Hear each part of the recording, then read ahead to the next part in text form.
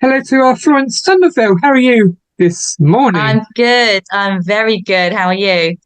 I'm very well, thank you. Thank you for letting me chat to you today. You've been writing music since you was 13 years old. How's that writing music at such a young age? Yeah, I don't really know where it started from. I've always loved to sing. I did quite a few singing exams when I was younger, leading up until my teenage years. And guitar sort of came about as an accompaniment to that. And I think once you're singing, you play the guitar, it's kind of like an automatic response. Um, but it's helped me through a lot of things. It's definitely my therapist, I'd say, songwriting. And it's it's just a wonderful way to spend your time. Whenever I was finished with what I was doing or whatever, I just pick that guitar up and pour from your heart. It's brilliant. It's really an amazing thing. So do you enjoy playing the guitar? Oh yeah, I really do. It's quite funny actually because when I started, I had lessons at school and I was doing classical and it really wasn't my thing. I wasn't doing very well. I used to sit in the corner, and I vowed, I said I'd never play the guitar ever. I'll never play it. And then it was only when I quit for a year and someone showed me how to play chords, and of course it went along with being able to sing. It was a whole new world. I was enthralled with it. And it sort of started there and it never really stopped. So it's been whatever I'm doing, it's there. It's next to me, it's on my lap. It's one of those things. It feels like a crutch sometimes, but also it's my biggest power sometimes. So yeah, I do love it very much. So how long have you been a singer for? And pretty much all my life, I was a very shy child. I was a very shy child. And I think the first time that people sort of realized I was okay at it, was funnily when I did the show at the end of primary school. I ended up being the main part in the show, and I just kind of went, well, if I'm going to do it, I might as well go for it. And everyone, from what I've been told, everyone sat in the audience, kind of like, oh, we had no idea. And I think after that, it just sort of tumbled into more and more. But yeah, I've sung pretty much all my life. I'm a very musical person. If you catch me just making breakfast, I'm probably singing, humming something. It never really stops. I've got this thing with my manager where we seem to wake up every morning with a song in our head already. We haven't heard anything, and it's kind of funny to see what song it is. But yeah, there's always music going on. So how are the open mics? Because how did you get in the finals of the indie lounge at the O2? Has that happened yet, or is it finished? Yeah. Yeah, that was quite a few years ago actually. I did Open Mic UK, which was a competition that had a few different rounds, and then the final was the Indigo at the O2, which was such an amazing place to play. Oh my God. Um, yeah, it was an amazing experience. I've made so many friends from it.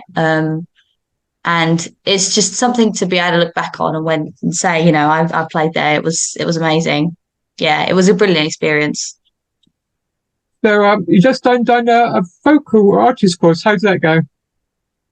Yeah, I've just finished. It was brilliant. I mean, I went to Access Creative College, the Shoreditch campus.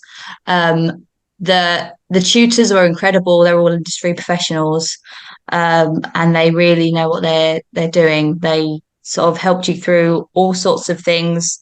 So you learn about the muscles in your throat and your body and how to sing from the right place and things like that, as well as sort of performance and other things. Um, and actually quite a lot of songwriting I did in my last year.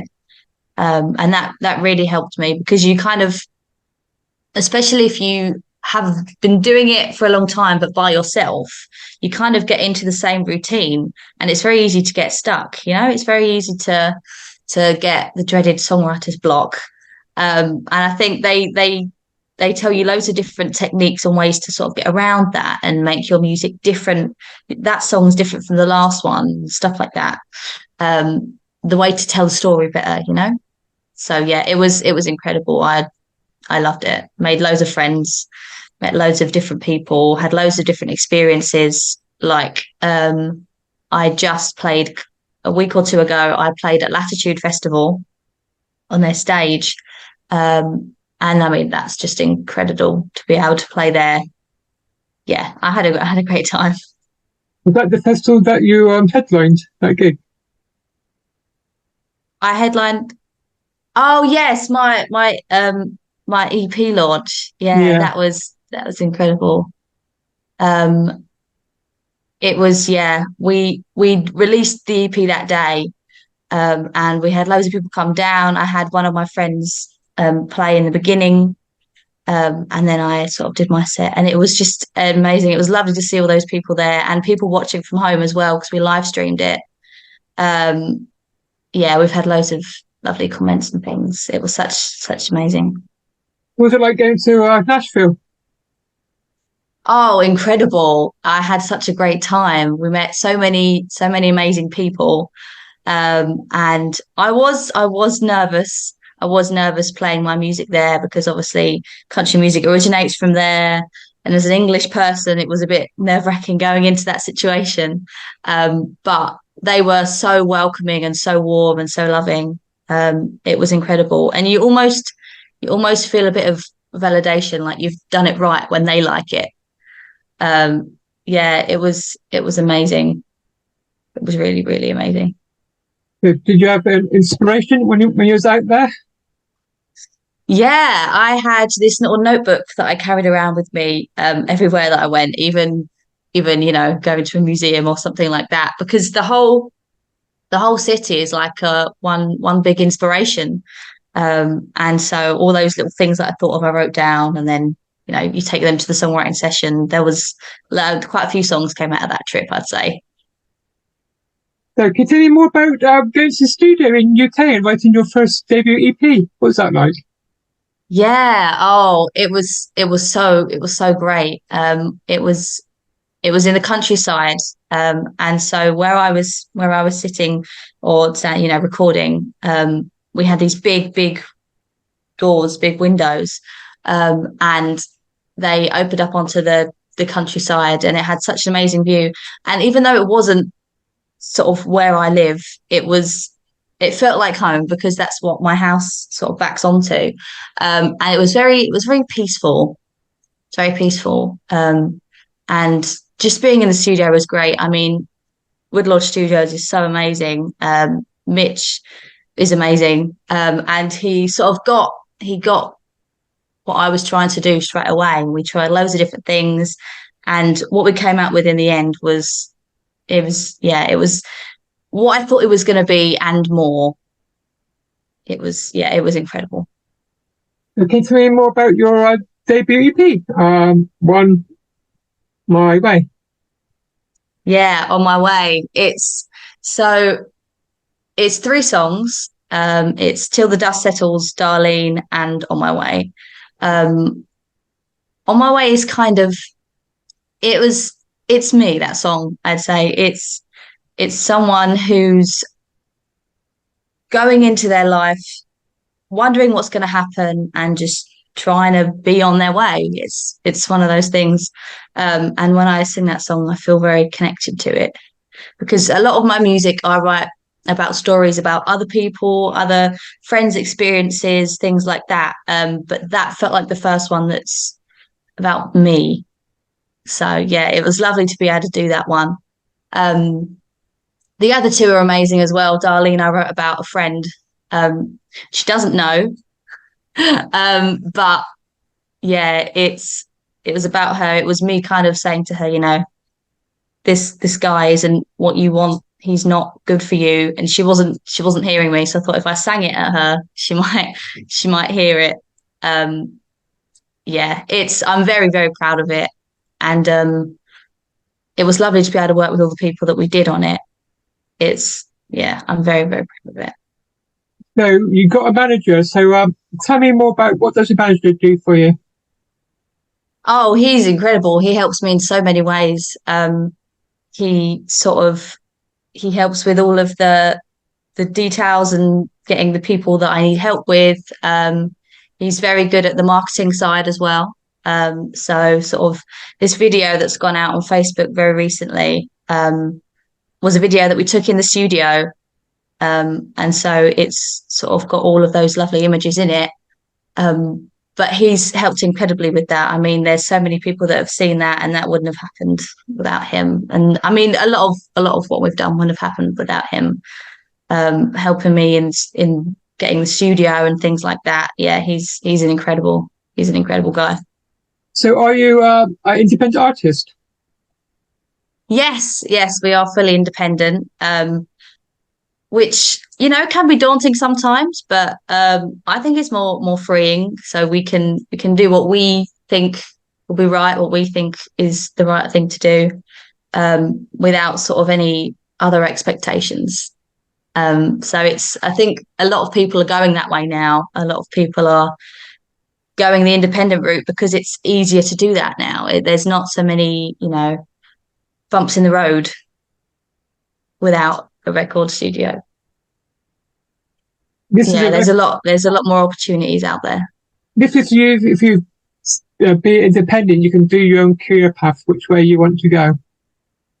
Exactly, exactly. There's not someone that's kind of building that for you. There's not someone trying to guide you in a certain way. It's all you. It's what you feel is the right thing to do, what you feel your music should be instead of others, you know, others' views on it. Yeah, because if you can go down that way, it needs to be on your terms, kind of thing. Exactly, exactly. And I think that's where a few people were caught out. And as soon as that happened, everyone kind of thought, okay, is there a way to do this without that sort of those barriers that you kind of get? Yeah, because I think people see the money and think, maybe it's ideal for me. But even though I think the record company take their little half of it, I would say maybe. Yeah, yeah. Obviously, the record company they do a lot for that, but because they are helping you in that way, I suppose you kind of feel like you have to do what they think is right. So I think by going the independent route, you are free to make your own destiny, I think. So are we going to write in any new music? Yeah. Well, I'm always writing. I'm always writing. I never sort of put that pen down. It's kind of a therapeutic thing. But we're looking to record an album towards the end of this year and the start of next year. So I've got quite a few songs in the arsenal, but there'll be some new stuff in there as well, hopefully. Because writing is just one of those things that you never really seem to put down. There's always something new, a conversation you had with someone and they said something and you thought, oh, that's a great title or that's a great hook line or something like that. And it's like an ongoing thing. You kind of turn into a forever student when you're a musician, and you're a forever songwriter, I think. So have you got any open mics coming up or gigs that you're attending? Yeah, well, I'm joining the style counselors for some of the dates for their UK tour at the end of the year. I'm very excited for that. It's going to be incredible. We're playing quite a few places. We're playing Colchester, Manchester, Liverpool, a few other places as well. I'm very, very excited. I feel very, very honoured, very lucky to be able to join them, opening for them. I mean, I can't wait. So do you meet your fans, I guess, at the end of the performance that you do? Yeah, I try to speak to as many people as possible. When I did my EP launch, I sort of did my whole set and then came off and spent the rest of the night talking to people and hearing their stories, hearing how they got here and things like that. Yeah, I love talking to people. I actually, you'd be lucky to get me to stop talking to people, I think. But yeah, I just meeting everyone, and it means so much to me when they enjoy my music and they've sort of listened to it and connected with it. Because the one thing that I want to do with my music is I want people to listen to it and just feel that a little bit better after hearing it. It's just want to connect with people. So I think going and talking to them afterwards is definitely a way to do that. And for those people to share your music with others. Yeah, exactly. It's incredible because I've had a few people that have heard a song and they've thought, oh, my friend or my mum or my, anyone would love that, and they've sort of shared it, and it kind of turns into like a domino effect. Um, and it's just all come from that one person that heard it and thought, oh, that's nice. I actually spoke to one of my friends the other day who said, oh, I've heard your songs. I heard it from one of my friends, and I was like, oh, how did your friend hear about it? And they'd heard it from one of their friends, and it turned out originated from my mum actually. But it's just building that community is kind of such an amazing thing, because you can lean on other people, you can feel connected with people that may be halfway across the world.